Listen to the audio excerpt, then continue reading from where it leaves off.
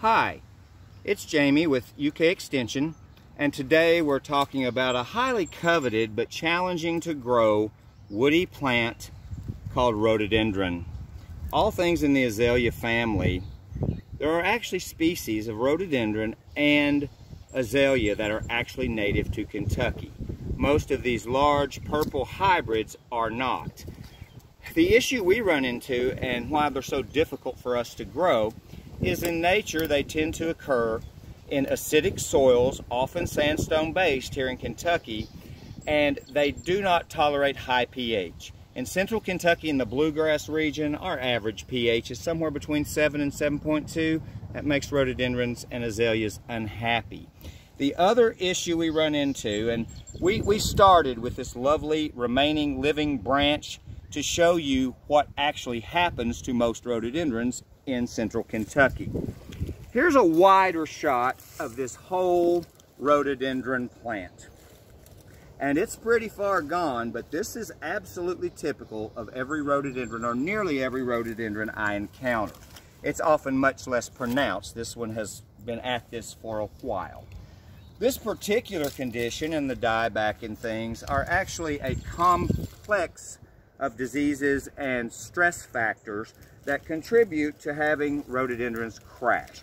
In this case, with the Phytophthora, which is actually a form of root disease, our heavy clay soils do not allow for the drainage, and the other kind of non-clay soil types of soils these would grow in, to the point that they stay saturated.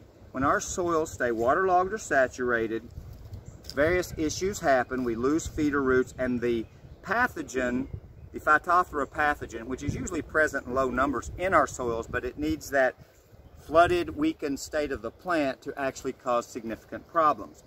Usually once a plant is infected with Phytophthora, there's no real recourse or nothing that works much. In this case, let me point something else out. Any landscape plant should never have mulch piled up on it like this.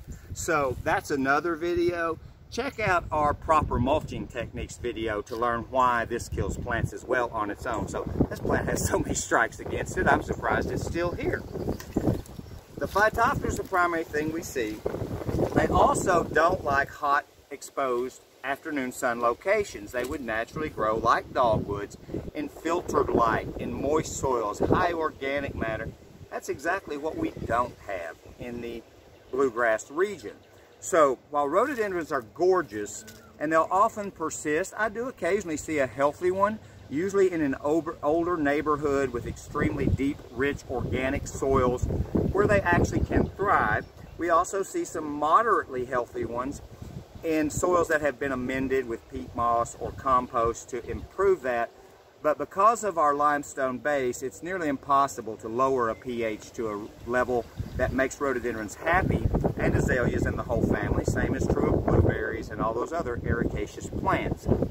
So the deck is stacked against us from the starting gate, and once those environmental stresses start to weaken and pull down the plant, they become far more susceptible to the disease problems and other issues that ultimately lead to their demise.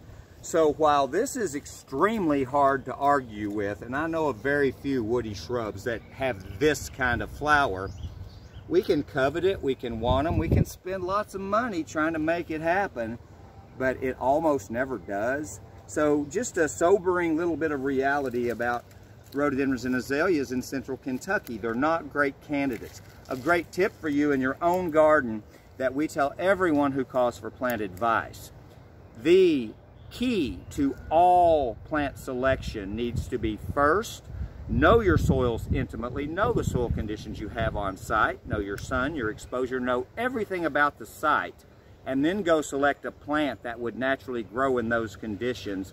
You'll have far more success than if you struggle to make a plant that would never grow there attempt to grow there.